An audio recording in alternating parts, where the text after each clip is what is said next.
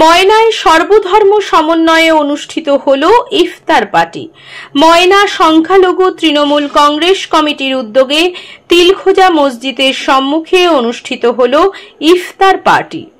পবিত্র ঈদ উপলক্ষে ময়না পঞ্চায়েত সমিতির সভাপতি শেখ শাহজাহান আলীর নেতৃত্বে অনুষ্ঠিত হল ইফতার party.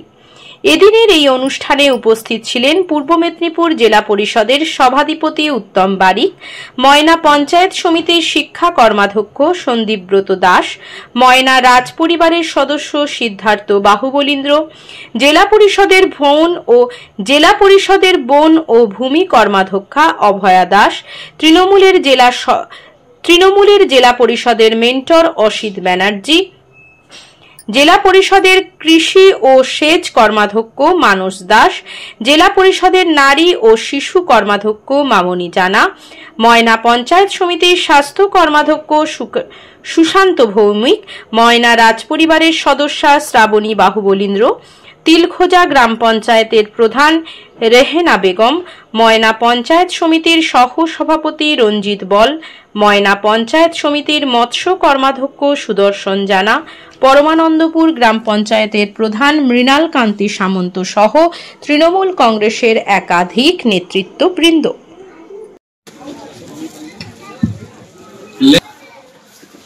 Burn all negativities and bring positivities in our lives. Assalamu alaikum. নমস্কার, শুভেচ্ছা, সিজনস গ্রিটিংস। এরকমই একটি সেদিনটা ছিল আগুন ঝরানোর দিন। বিকেল বেলায় তার সামনে অনেকে উপস্থিত, হয়তো সারাদিনের কিছু কথাবার্তা, কিছু আলোচনা হবে। তিনি একজন বৃদ্ধ এবং একজন বৃদ্ধার সঙ্গে জনান্তিকে কি যেন কথাবার্তা বলছেন। দর্শক আসনে থাকা একজন ব্যক্তি বারবার অসহিষ্ণু হয়ে উঠছেন, সেটা তিনি লক্ষ্য করেছেন। লক্ষ্য করে তাকে তিনি ডাকলেন, ডেকে বললেন, আজকে তোমার ধর্মের পাঠ হবে এটাই। কোনটা? না, ওই দুই বৃদ্ধ এবং বৃদ্ধা যে সমস্যা জানাচ্ছেন যে তাদের পাশের বাড়ি এমন ভাবেই প্রতিহত করছেন যে সেখানে আলোটা ভালো পৌঁছচ্ছে না, বাতাস রুদ্ধ হচ্ছে, এবং সেই বাড়িতে যদি কোনো রান্নার সুবাস বাতাসে সুভাষিত হয় তাহলে তা। আমি উত্তম বারিক, সনাতন হিন্দু ধর্মের বংশপুত্র একটি পরিবারে জন্মগ্রহণ করেছি। আমার মা 9 মাস 10 দিন গর্ভে ধারণ করে অনেক কষ্ট যন্ত্রণা সহ্য করে আমাদেরকে পৃথিবীতে মানুষ রূপে ভূমিষ্ঠ করেছেন। তিনি একজন নারী। এখানে অনেকে আছেন ইসলাম ধর্মের প্রতি শ্রদ্ধা, আস্থা, বিশ্বাস, ভরসা জ্ঞাপন করেন। আপনারা ওই পৃথিবীতে মানুষ রূপে ভূমিষ্ঠ হয়েছেন কোনো না কোনো নারীর গর্ভ থেকে। সেই নারী আপনাদের মা।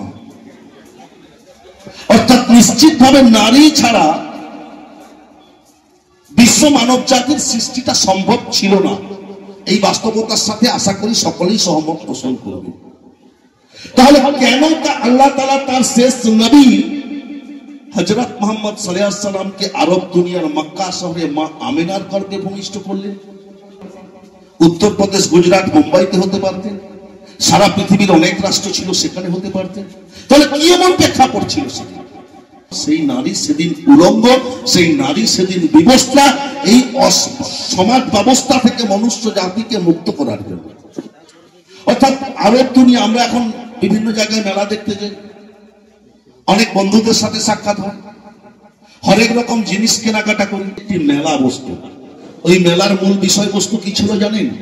ওই মেলার মূল বিষয়বস্তু ছিল আমরা যে নারীর গর্ভ থেকে জন্মগ্রহণ করেছি, যে নারী আমাদের মা, সেই নারী সেদিন ভুলুণ্ঠিতা, সেই নারী সেদিন বিবস্ত্রা, সেই নারীকে উলঙ্গ করে মেলাতে ঘোরানো হতো। আর সেই উলঙ্গ নারীর দেহ দেখে অর্থের বিনিময়ে আরব দুনিয়ার অনেক সমৃদ্ধশালী ব্যক্তিরা তাদেরকে বাড়িতে কিনে নিয়ে গিয়ে কৃতদাসী বানিয়ে রাখতেন।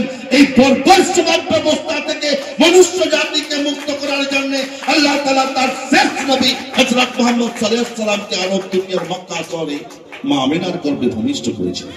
39 বছর বয়সে তিনি ধর্ম প্রচারের কাজ শুরু করলেন, মক্কার মানুষের মন জয় করলেন, মদিনা যাত্রা করলেন ধর্ম প্রচারের জন্য। আরবে বিজ্ঞাপনের চমক নয়, আছে আগামী দিনের প্রতিশ্রুতি, মানে কর ফ্যাশন। ছেলেদের যাবতীয় নিত্য নতুন পোশাকের বিপুল সম্ভার নিয়ে নবরূপে সজ্জিত কর ফ্যাশন। বিশেষ করে মনে রাখবেন, আমাদের নতুন সংযোজন ছোট ছেলেদের পোশাকের বিপুল সম্ভার। আমাদের ঠিকানা ময়না রবিবারের বাজার।